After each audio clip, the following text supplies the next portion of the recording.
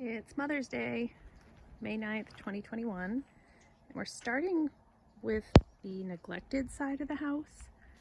So this year I moved this planter here up front. I'm going to try to hide my utilities from the driveway perspective. So that's what this flowering peach tree is for.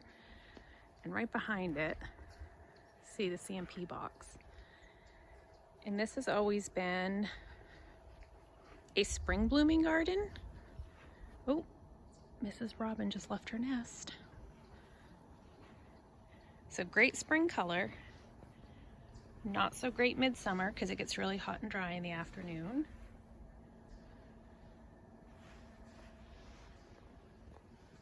The hellebore, beautiful. And the forget-me-nots and bleeding heart. And this one out of place red tulip, which will be moved. We have columbine, clematis, and my orangium, which gets really tall. And I'm trying to distract just from all this ugly stuff. So I took these panels and I'm going to try to have this honeysuckle trellis up on it. And I don't dare plant a lot here because that's where the gas lines go in.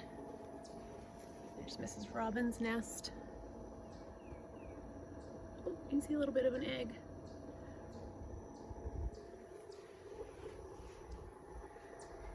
And I did get a load of topsoil and compost blend because every year it settles a little bit more back here.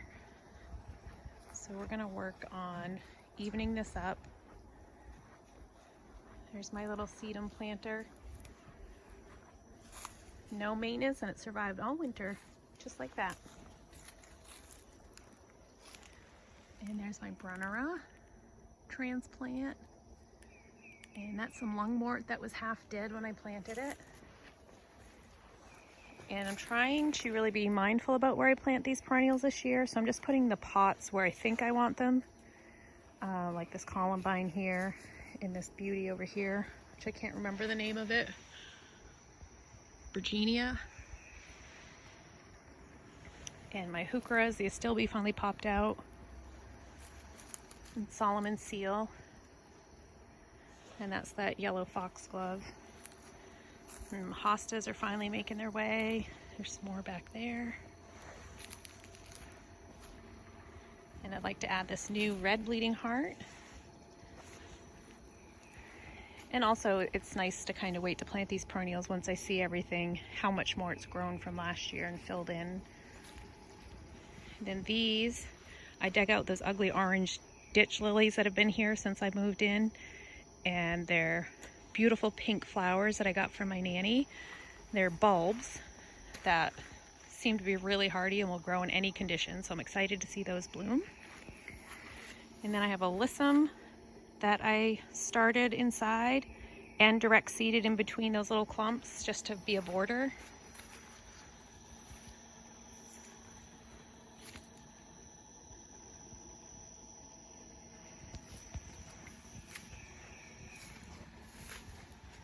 I'm trying to decide where to move this, whether I transplant the turtle head and the sensitive plant maybe to my mom's.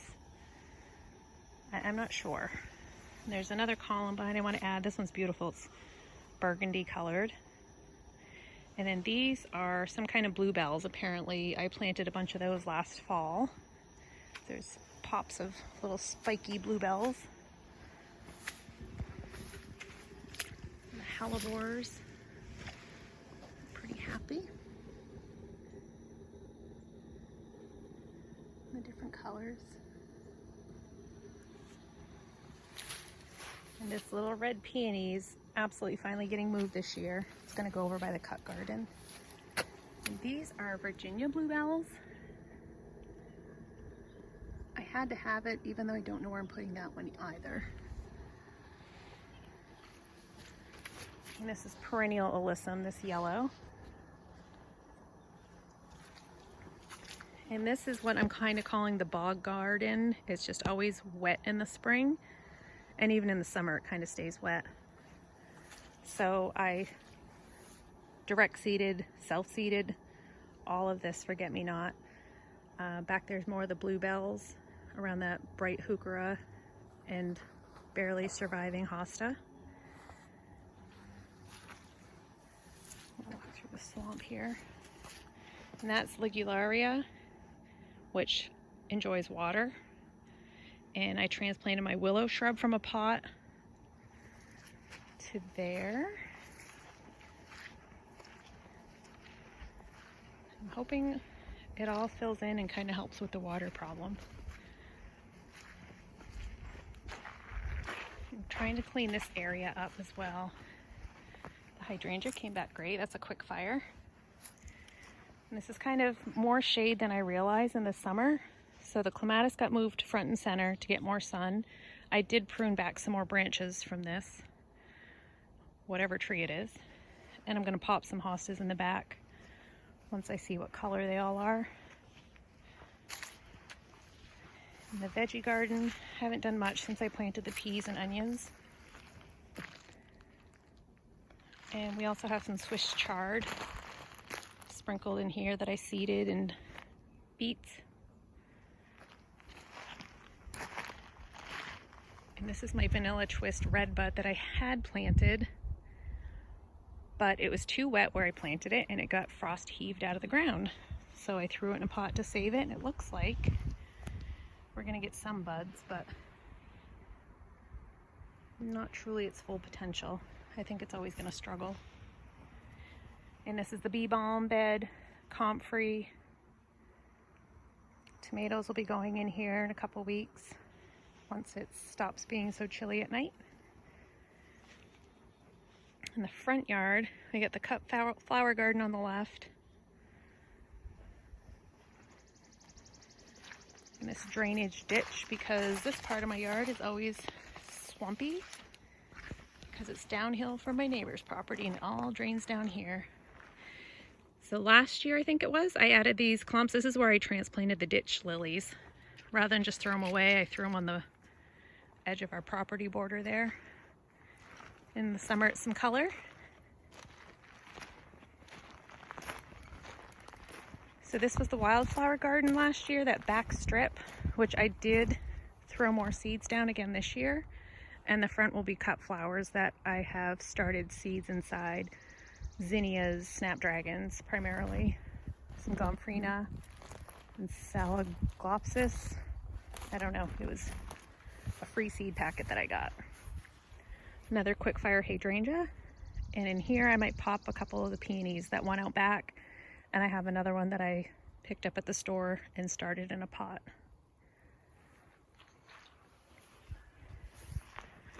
This is the driveway view.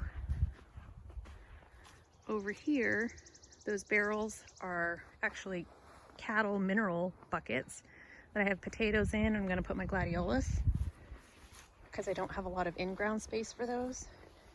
And for the well planter, a big yucca that I don't have to fuss with, fertilize, take care of like I usually do with the annuals. And then the front garden, I have yet to finish the lattice for the espalier apple tree. So I'm going to get that final strip in this month. And my whipcord arborvitae looks terrible and did not winter well. I'm pretty sure I'm going to dig it up because I can't stand looking at that. Speaking of digging, Fiona is digging back there. Little brat, probably a vole. So this is mostly annuals. I am trying to add more perennials because it's pretty costly to replace with annuals every single year. I did add my grasses in the back, the vertigo pennisetum and the king tut, and that poppy. Thought I had dug it up, but I guess I didn't. New last year were these barberries. I got those on clearance, so we have 4 of those. They came back really well. And I'm planting Millennium Allium as another perennial to fill in around the hydrangea standard. But these tulips have been blooming their little heads off for a very long time. Couldn't be more happy. And surprisingly, only one of my fritillaria bloomed. The others came up, but did not bloom.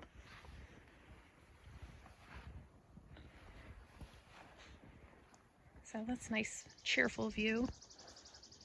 And then my last little patch of garden in the front of the house. Not a lot has changed. I got my alliums coming out, my lily. I did transplant one poppy, which is great.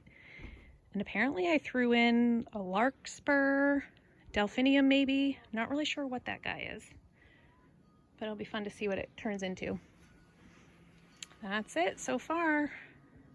Just the beginning of May 2021.